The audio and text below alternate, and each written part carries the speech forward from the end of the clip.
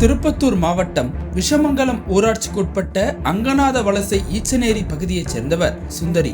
50 வயதான இவர் விவசாயம் சார்ந்த தொழில்களை செய்து வருகிறார்.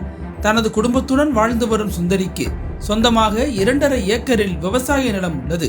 அந்த நிலத்தில் தனது பணியாளர்கள் மூலம் விவசாயம் சார்ந்த தொழில்களை செய்து வருகிறார். சுந்தரிக்கும் அதே பகுதியைச் சேர்ந்த கோவிந்தசாமி என்பவருக்கும் 2.5 ஏக்கர் நிலத்தை அளவு செய்வதில் தகராறு ஏற்பட்டுள்ளது. அந்த நிலம் தங்களுக்கு சொந்தமானது என கூறி இரு தரப்பினரும் அடிக்கடி மோதிக்கொண்டதாக கூறப்படுகிறது.